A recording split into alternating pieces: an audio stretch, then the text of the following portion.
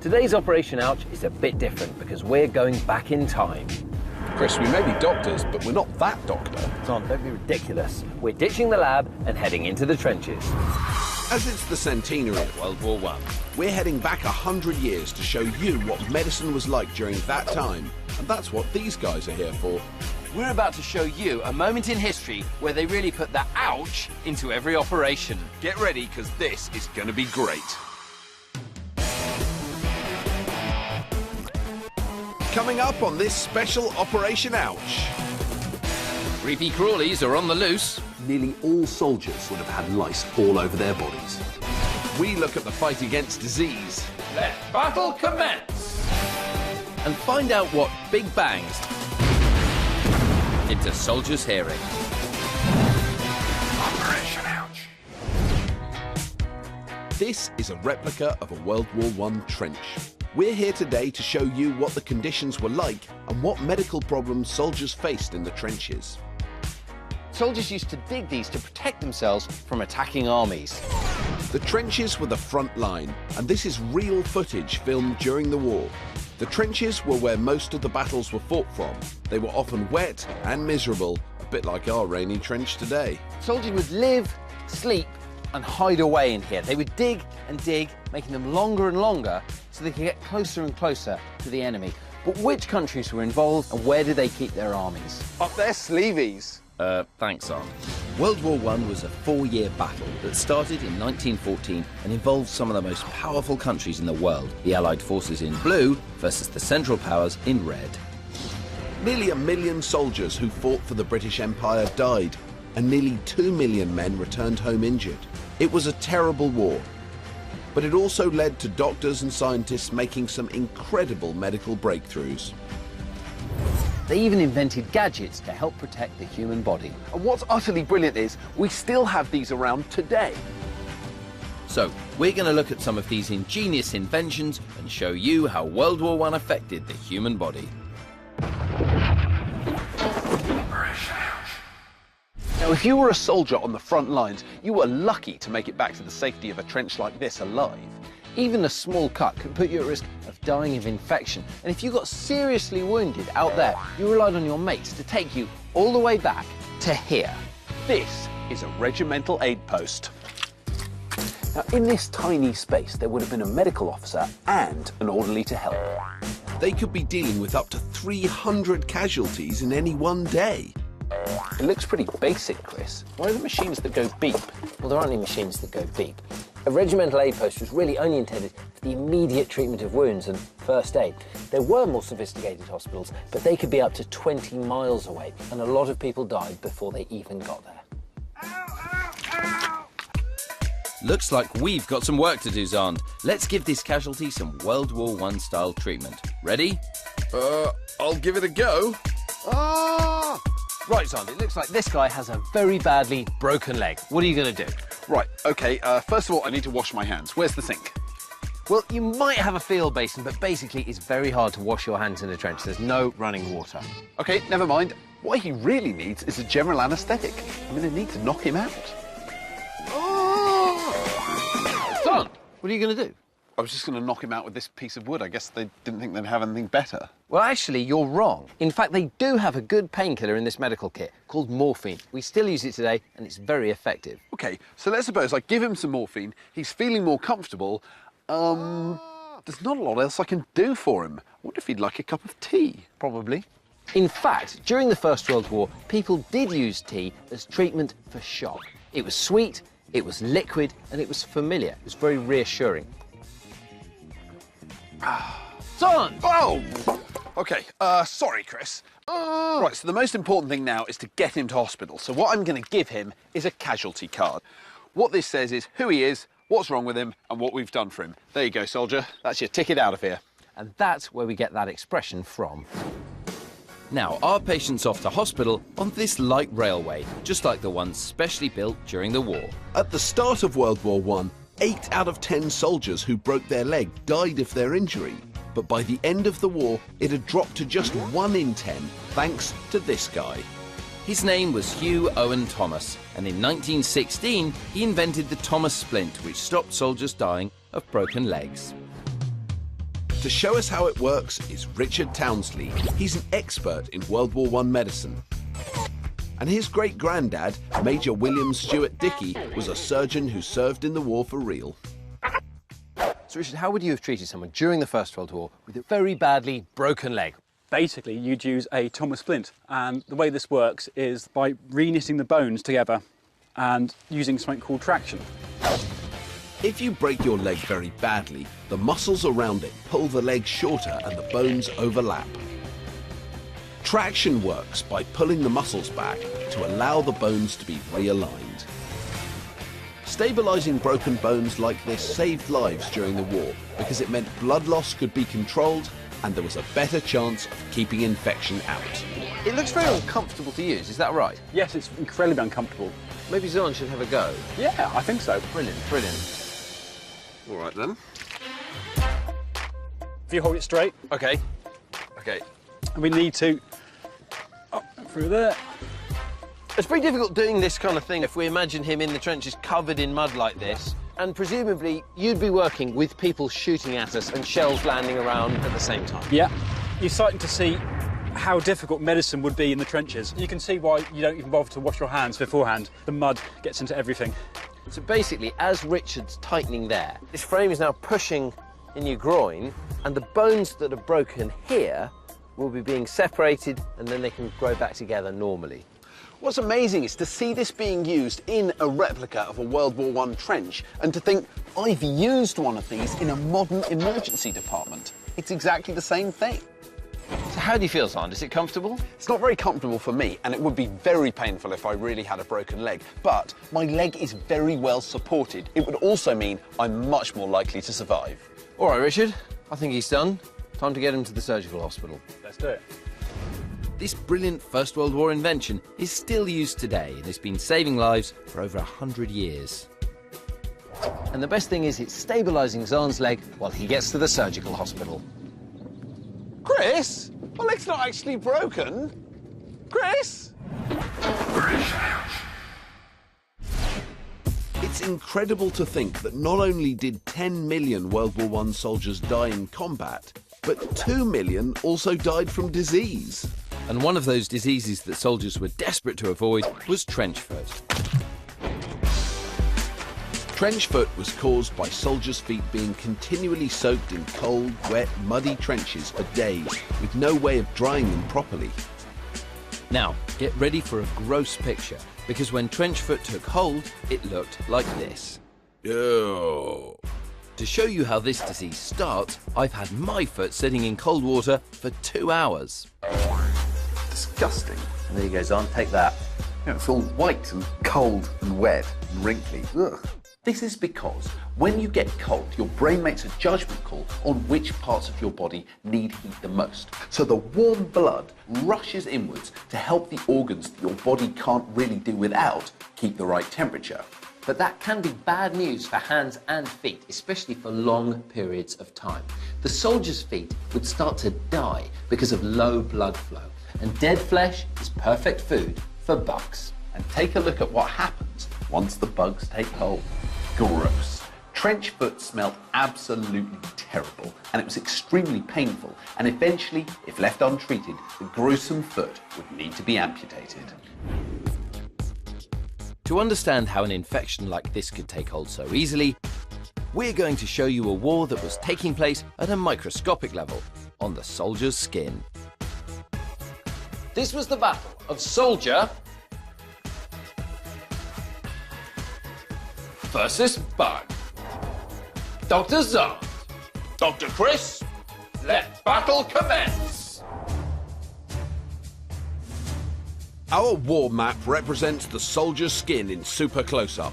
Every day their skin had to battle against invading armies of germs and bacteria. These layers of skin represent the trenches where all your skin cells lie waiting for battle. And these are macrophages. They're big, hungry cells that live at the top layer of your skin, and their job is to march forward and eat anything that tries to get past, like a skilled army of soldiers going into battle. So, with my skin cells lying in wait and my hungry macrophages ready for battle, I have a strong army here, Zond. Well, Chris, we'll see about that. Your macrophages might be doing everything they can to stop these guys, my bacteria, trying to get into your body and cause harm. But soldiers were constantly wet. They ate bad food and they were tired and stressed, meaning that your immune system wouldn't be working properly. And because of that, Chris, I'm going to take away some of your soldiers. Take that! No! And that! No! Ha!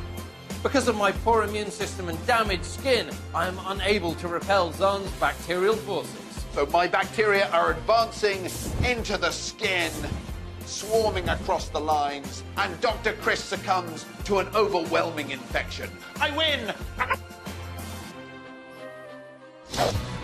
And this is what happened to many soldiers in the war. Living in terrible conditions meant their immune systems weren't strong enough, and so their skin cells and macrophages couldn't cope when invading bacteria tried to get in. And that's why they succumbed to nasty diseases.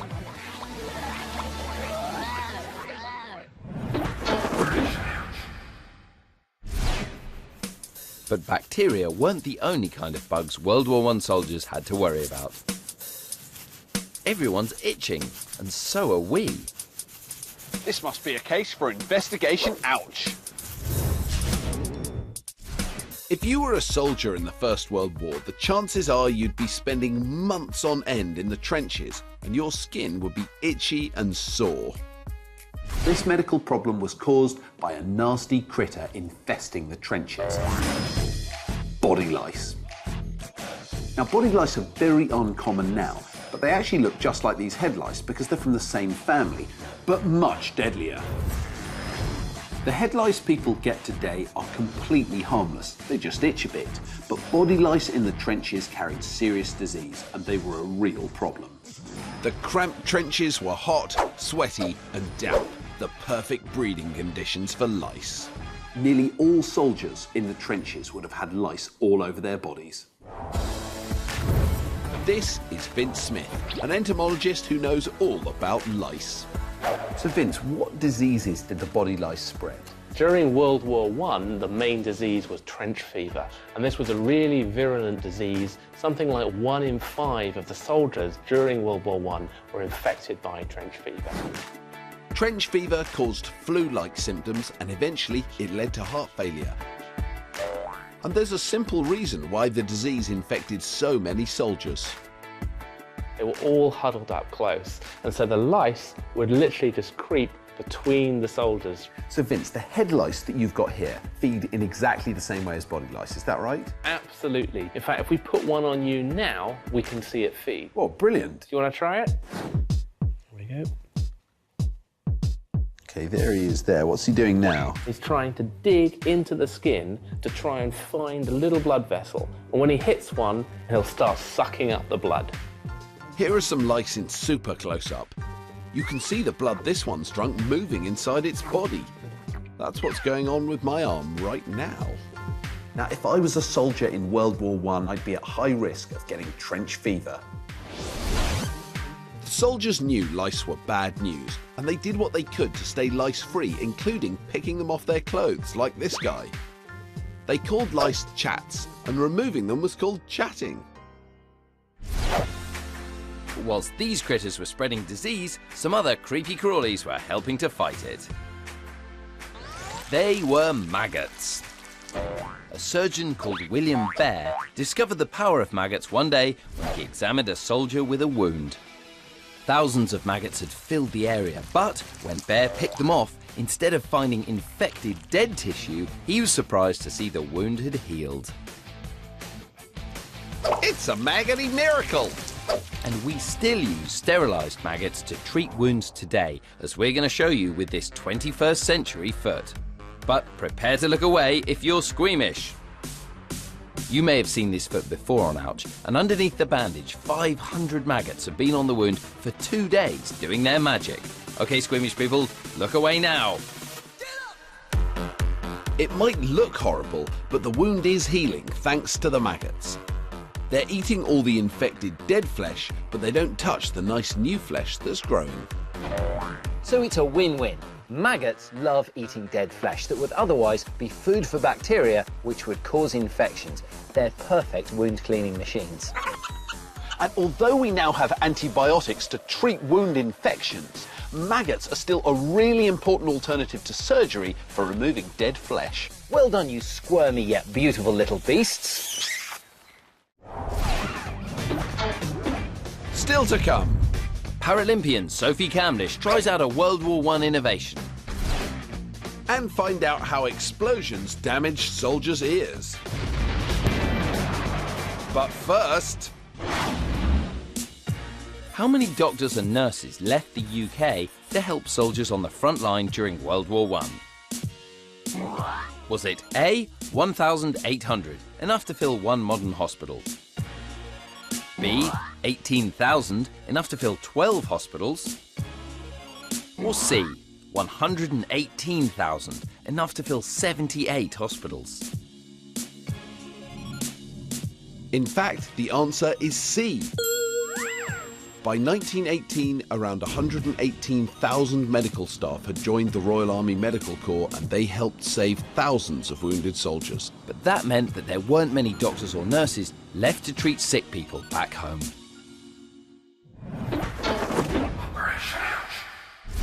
During the First World War, with most of the doctors sent to battle, there were very few medical people at home to treat civilians like you. And doctors then could have as many as 3,000 patients. It would be really difficult to get to see one.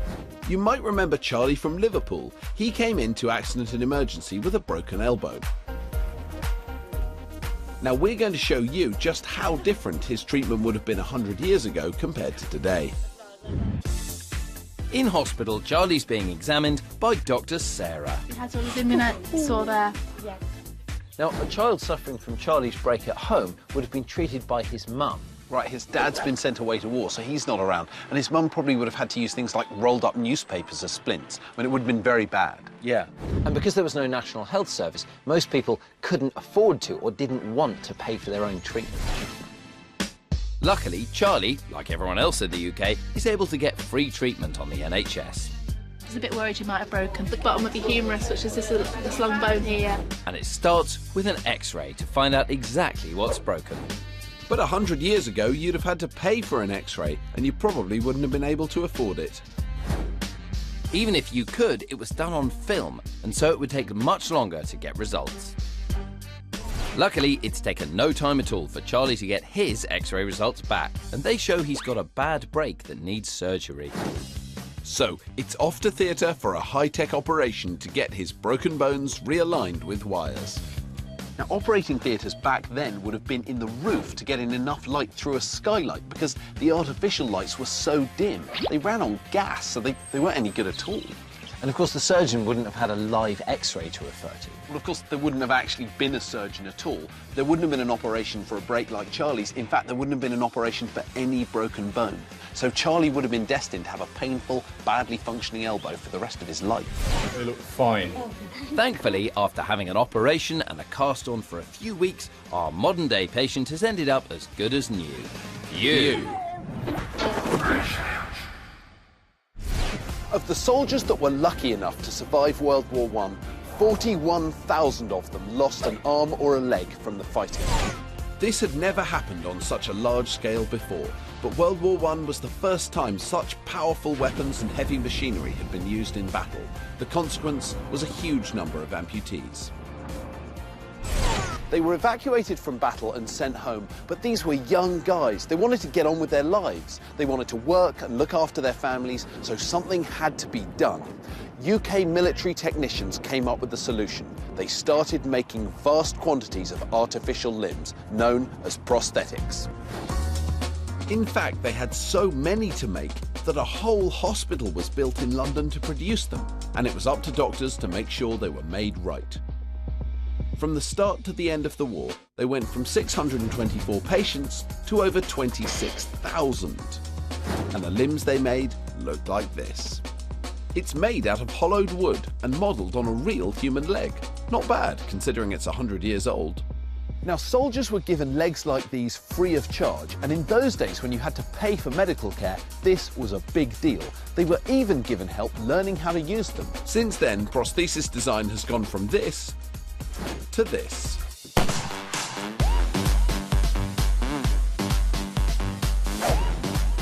Meet Paralympian Sophie Camlish. She competed at London 2012 in the 100 and 200 metre sprints. She runs on a modern high-tech blade, and for everything else she wears this carbon fibre leg. So Sophie, it evidently looks very different to your leg. Yeah, it's a lot heavier than mine, probably about 5 times the weight. How does it look in terms of comfort and fit? I wouldn't have to wear a strap around my waist to wear a leg, which is obviously, it would be very annoying with sort of clothes and stuff.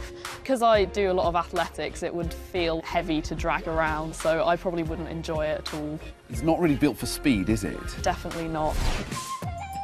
It might not have been built for speed, but artificial legs like this transformed the lives of thousands of soldiers after the war. And to find out what it's like to wear one, Sophie is going to test drive this, a 1914 style leg specially made to fit her. And so it's the 1914 100-metre challenge, and taking it on with full gusto is Sophie Camlish, one of Great Britain's Olympic heroes. Good luck and tally-ho!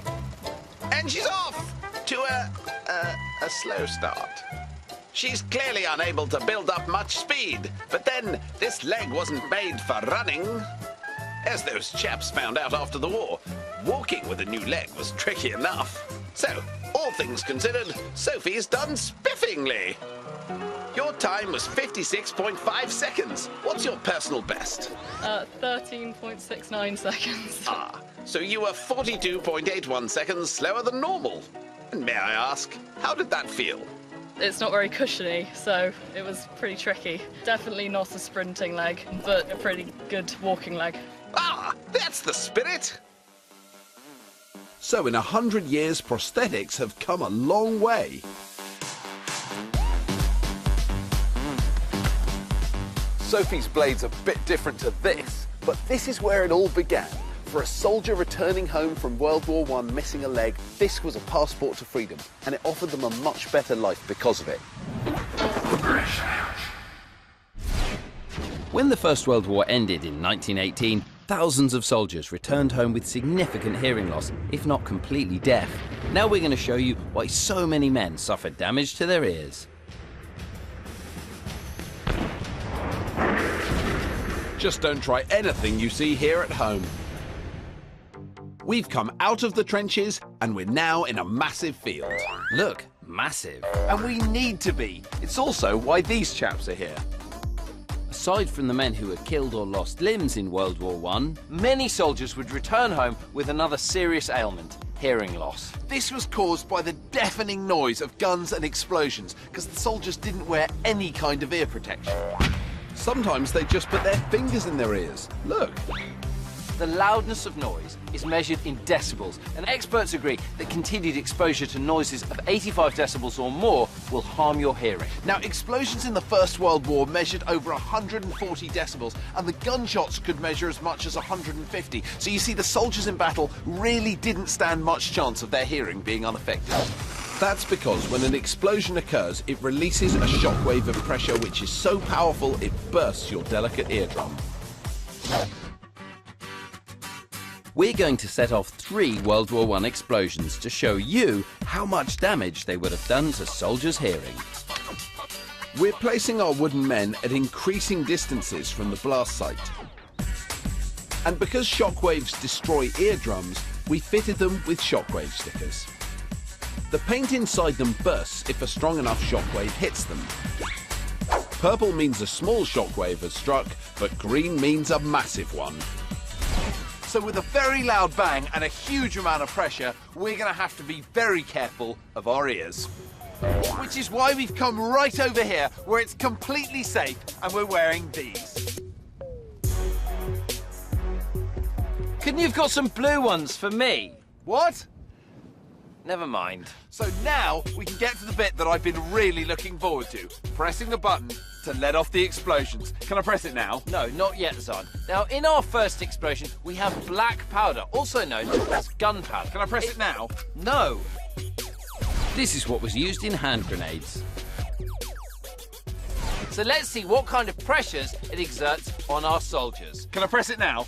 Zond, press the button. Yes. Oh, wow! Wow! Let's have a look at our first soldier. One of his shock meters has gone off. So the amount of force that's applied to him isn't that great, although it's enough to knock him down, and this guy probably would have damaged his hearing very seriously.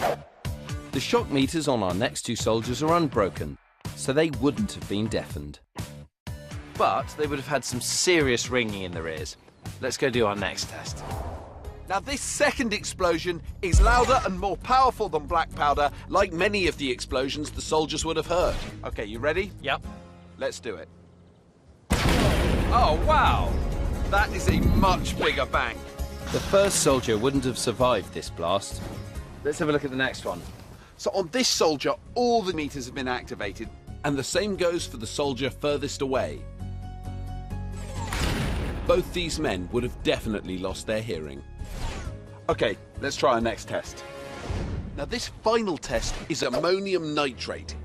It was a material often used in World War I mines and in high explosives. Because it releases a supersonic shockwave. So we've doubled the amount of soldiers to show you just how far the effects of this explosion will travel.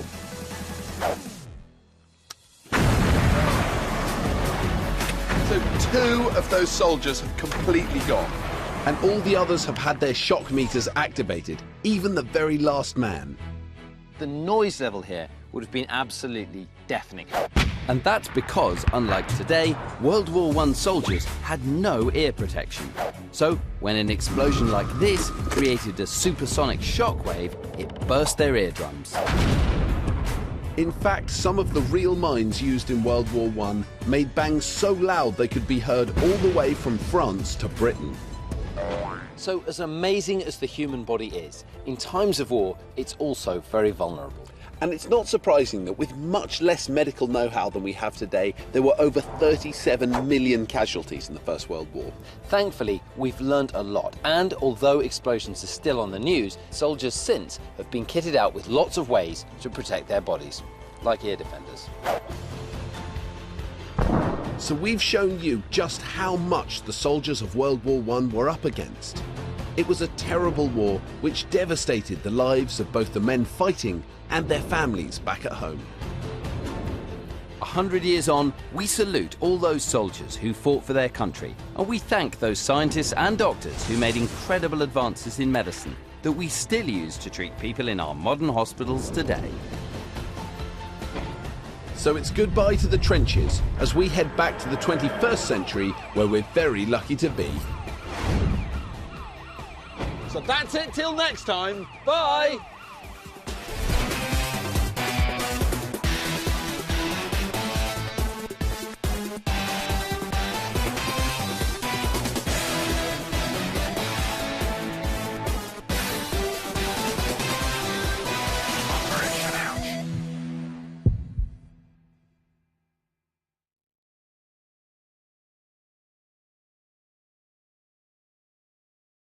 Today's Operation Ouch is a bit different because we're going back in time.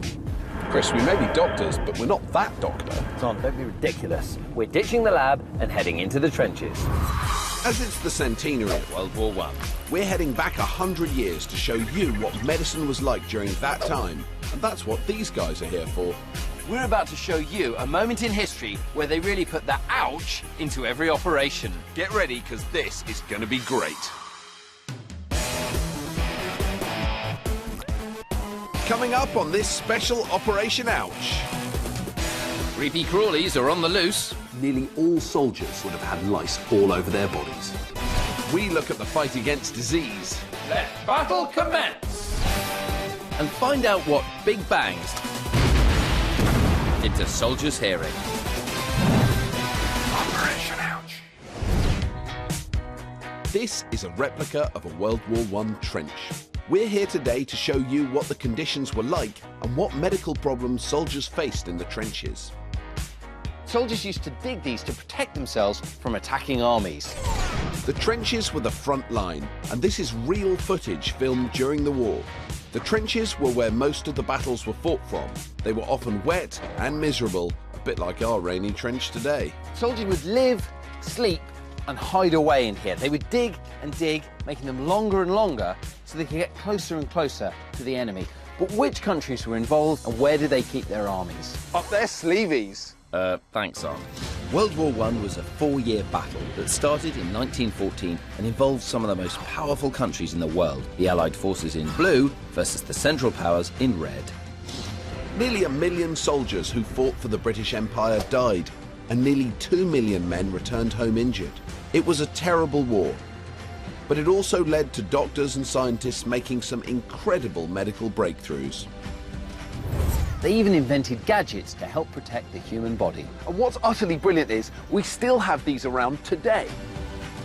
So, we're going to look at some of these ingenious inventions and show you how World War I affected the human body. Now, if you were a soldier on the front lines, you were lucky to make it back to the safety of a trench like this alive. Even a small cut could put you at risk of dying of infection. And if you got seriously wounded out there, you relied on your mates to take you all the way back to here. This is a regimental aid post. Now, in this tiny space, there would have been a medical officer and an orderly to help. They could be dealing with up to 300 casualties